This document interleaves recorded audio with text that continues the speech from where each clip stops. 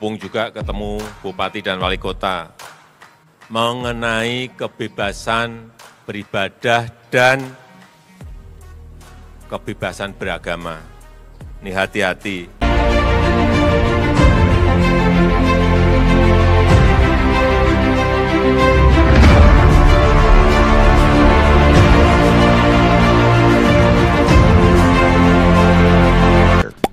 Subscribe to my channel and also press this bell icon. Kalau kita lihat pembangunan dari rumah ibadah tetangga kita, ya seperti masjid dan musola, itu cuma jarak beberapa ratus meter sudah ada lagi ya. Berdekat-dekatan. Ini sungguh-sungguh tidak adil begitu. Musola di mana-mana, masjid di mana-mana, ya kan? Cuma jarak berapa puluh meter doang gitu. Bangun lagi yang besar, yang megah. Untuk apa gitu? Ya kan, sementara rumah ibadah untuk penganut agama yang lain itu dipersulit. Dipersulit. Ini maksudnya apa begitu? Ya, apakah negara ini milikmu sendiri atau bagaimana begitu? Tapi kalau sudah pusing-pusing, ya orang-orang Kristen dan minoritas ini, kita belah dua aja Indonesia ini. Ya, Indonesia ini dibagi dua saja. Begitu, ya. Ada negara Islam, khilafah, dan nanti ada lagi negara Kristen dan agama lainnya. Ya, karena kalau Kristen pasti akan memberikan tempat untuk agama-agama yang lain kecuali Islam. Silakan ya, ini menjadi masukan dari kami, kelompok minoritas, silahkan dijadikan bahan untuk diskusi di DPR RI sana. Ya, bagaimana kalau negara ini kita bagi dua? Ya, kita bagi dua saja. Jadi biar nggak pusing-pusing begitu ya, biar nggak pusing-pusing lagi untuk mencari keadilan. Udah pusing-pusing amat begitu. Ya, sudah mau kiamat ini masih mencari keadilan hanya untuk beribadah saja sulit di negara ini. Untuk apa begitu? Iya kan? Kalian di DPR RI, pemerintah dan sebagainya hanya bisa membuat undang-undang, ya. Ini sudah ada lagi KUHP yang baru yang mengatur kehidupan umat beragama. Ayo ini buktikan di sini. Buktikan penerapannya di sini. Dengan kasus gereja Maranatha yang di Cilegon ini, buktikan. Apakah kalian cuma bisa membuat, tapi tidak bisa menerapkan? Saudara-saudaraku yang terkasih di dalam Tuhan, memang kita bisa dibuat marah juga ya. Ya, tapi kita marah tidak perlu pakai senjata ya kan? Cukup memberikan pemahaman, membuka otak dan pikiran mereka supaya lebih waras. Undang-Undang Dasar 1945, teratanya itu yang paling tinggi. Paling tinggi, tidak boleh ada peraturan yang melangkahi Undang-Undang Dasar 1945. Ya, khususnya memberikan kemerdekaan, menjamin kemerdekaan ya bagi setiap penduduk untuk memeluk agama dan beribadah sesuai dengan agama dan keyakinannya. Ini adalah payung hukum bagi kehidupan umat beragama di Indonesia. Perda-perda, peraturan daerah itu harus tunduk kepada Undang-Undang Dasar 1945. KUHP harus tunduk kepada Undang-Undang Dasar 1945.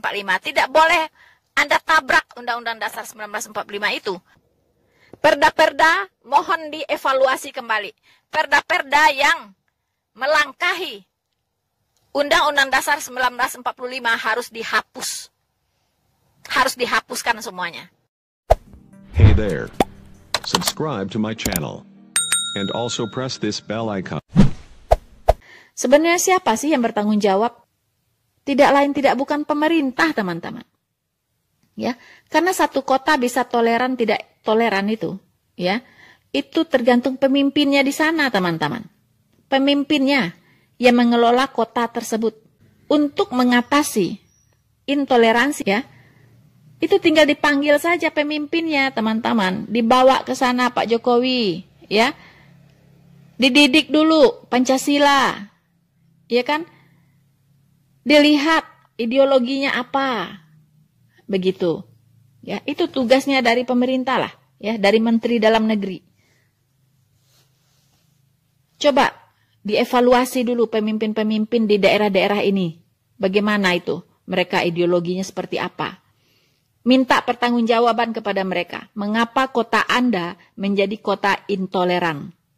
Lihat kesalahannya di mana. Apakah ada perda-perda yang mereka buat yang bertentangan dengan Undang-Undang Dasar 1945. Kalau ada, hapus.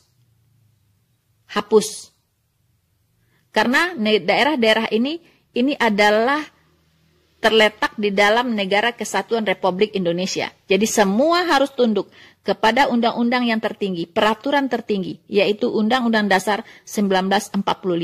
Di mana di situ menjamin kebebasan umat beragama untuk beribadah, untuk memeluk agamanya sesuai dengan keyakinannya masing-masing. Menjamin setiap penduduk malahan. Ya, jadi tidak boleh melangkahi Undang-Undang Dasar 1945.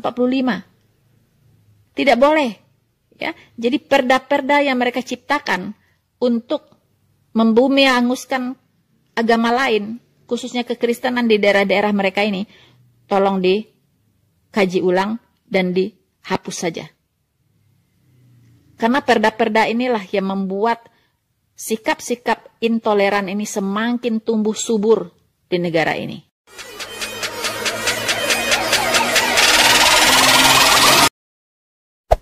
Hey there. Subscribe to my channel. And also press this bell icon. Kadang-kadang saya berpikir sesusah itukah orang yang akan beribadah. Sedih gitu kalau kita mendengar. Ini mumpung juga ketemu Bupati dan Wali Kota mengenai kebebasan beribadah dan kebebasan beragama. Ini hati-hati. Ini yang beragama Kristen, Katolik, Hindu, Konghucu, hati-hati. Ini memiliki hak yang sama dalam beribadah. Memiliki hak yang sama dalam kebebasan beragama dan beribadah. Hati-hati, beragama dan beribadah itu dijamin oleh konstitusi kita, dijamin oleh Undang-Undang Dasar 1945, pasal 29 ayat 2. Sekali lagi, dijamin oleh konstitusi. Ini harus ngerti. Dandim, Kapolres, Kapolda, Pangdam harus ngerti ini. Kejari, Kejati. Jangan sampai yang namanya konstitusi itu kalah oleh kesepakatan. Konstitusi tidak boleh kalah dengan kesepakatan. Ada rapat FKUB misalnya, ini misalnya. Sepakat tidak memperbolehkan membangun tempat ibadah. Hati-hati loh. Konstitusi kita hati-hati loh. Menjamin itu.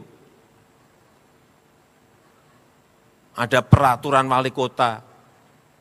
Atau ada instruksi bupati. Hati-hati loh. Kita semua harus tahu masalah ini.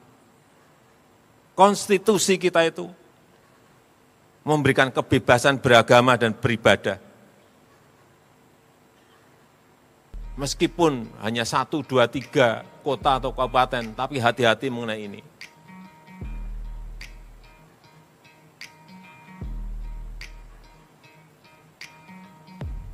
Karena saya lihat masih terjadi.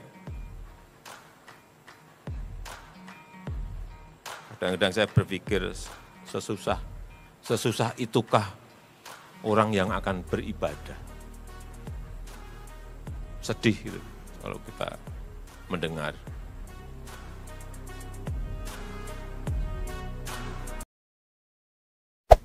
Hey there. Subscribe to my channel. And also press this bell icon. So, bravo, luar biasa ya Presiden kita Joko Widodo. Sebenarnya walaupun ini terlihat terlambat ya, di mana ini adalah detik-detik terakhir pemerintahan beliau sebagai Presiden Republik Indonesia. Dan kita tetap harus bersyukur. Mana tahu dengan waktu yang singkat ini beliau masih bisa meninggalkan sebuah kenangan yang indah ya bagi kita rakyat Indonesia umumnya, terutama di dalam hal kebersamaan hak dan kewajiban di negara ini sebagai warga negara Indonesia yang setara satu dengan yang lainnya. Saudara-saudaraku yang terkasih di dalam Tuhan, kalau Bapak Presiden Jokowi berkata, hati-hati, hati-hati, saudara-saudara, itu tidak main-main. Itu tidak main-main, ya. Kalau sampai Bapak Joko Widodo berkata, hati-hati, hati-hati, itu bukan sekedar kata, teman-teman, ya. Itu bukan sekedar kata. Kita sudah mempelajari karakter dari seorang Presiden Republik Indonesia yang bernama Joko Widodo. Ya. Jangan main-main, teman-teman, ya. Kalau Bapak Jokowi sudah bicara hati-hati, hati-hati, itu terus diulang-ulang dan terus ditekankan. Kalau Anda tidak paham dengan maksud dari Bapak Jokowi dan Anda tidak kenal siapa presiden kita, tahu-tahu Anda sudah matang direbus, teman-teman. Ya. Jadi harap nama-nama yang tadi disebut itu harus waspada. Ya. Nama-nama yang tadi disebut, ya, dikatakan Dandim, Kapolda, Kapolres, Kejari, Kejati, ya, Wali Kota, Bupati, hati-hati. Dan Anda harus mengerti bahwa kebebasan beragama dan beribadah itu dijamin oleh Konstitusi Negara Republik Indonesia. Dan kita sebagai rakyat yang educated, yang cerdas, tahu kok peraturan ini, tahu kok konstitusi tertinggi ini, tahu, semua orang tahu. Tapi sebagian besar orang berusaha untuk menyangkalinya. Sekali lagi tadi, Bapak Presiden Joko Widodo mengingatkan bahwa konstitusi tertinggi, yaitu Undang-Undang Dasar 1945, tidak boleh kalah oleh kesepakatan, teman-teman. Ya. Contohnya disebutkan FKUB. Apa itu? Bersepakat untuk tidak memperbolehkan orang beribadah. Bersepakat untuk tidak membolehkan mendirikan gereja. Apa nggak salah? Front Kerukunan Umat Beragama. Kalau melarang orang beribadah, kalau melarang orang mendirikan rumah ibadah, itu bukan rukun lagi. Front Kerukunan Umat Beragama ini harus dievaluasi kembali. Apa visi misinya sebenarnya? Justru Front Kerukunan Umat Beragama itu bertugas untuk menjaga kerukunan umat beragama. Apa artinya kerukunan? Kerukunan dalam hal rukun, dalam perbedaan itu maksudnya. Ya, tapi kalau rukun hanya untuk lu doang gitu ya, rukun hanya untuk pihak tertentu saja. Kalau keinginannya tercapai baru ada kerukunan. Kalau tujuannya tidak tercapai, tidak ada kerukunan. Itu bukan seperti itu. Ya, kalau Anda tidak mendirikan gereja, kami tidak ganggu. Berarti hidupnya akan rukun. Akan tercipta kerukunan. Kalau Anda tidak beribadah, maka akan tercipta kerukunan, tidak akan kami ganggu. Itu apa itu? Ya, bullshit yang kayak seperti itu ya. Bodoh sekali gitu. Front Kerukunan Umat Beragama justru harus menciptakan kerukunan umat beragama dalam perbedaan. Setiap umat beragama diberikan hak-haknya sebagai warga negara Republik Indonesia yang dilindungi oleh konstitusi. Jadi saya sangat setuju ya dengan apa yang dikatakan oleh Bapak Presiden Joko Widodo, dan terima kasih Pak atas responnya ya. Jeritan hati kami yang minoritas yang sudah berteriak-teriak setiap saat ya, sudah berteriak-teriak, dan terima kasih Bapak sudah menjawabnya hari ini. Tetapi satu hal Pak ya, mungkin Bapak lupa atau belum terpikir bahwa semua yang Bapak katakan tadi akan sia-sia. Akan sia-sia jika SKB 2 Menteri tidak dicabut karena inilah biang kerok ya terjadinya kriminalisasi beragama. Inilah biang kerok terjadinya diskriminasi, persekusi dari umat yang satu terhadap umat yang lainnya atau dari mayoritas ke minoritas. Jadi kami mohon supaya apa yang Bapak inginkan itu terwujud. Kami mohon SKB 2 Menteri untuk segera dicabut. Jika tidak, itu hanya akan tinggal melodi. Sungguh indah untuk dinyanyikan, tetapi tidak bisa diterapkan. Kami berharap Bapak Presiden tidak keberatan untuk mengeluarkan Kepres pencabutan SKB 2 Menteri.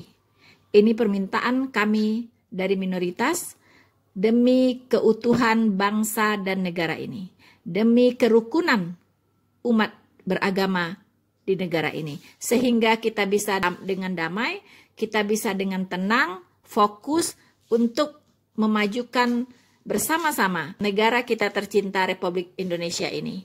Bersama saya, Noverina Solihin, Tuhan Yesus memberkati kita semuanya. Maranatha.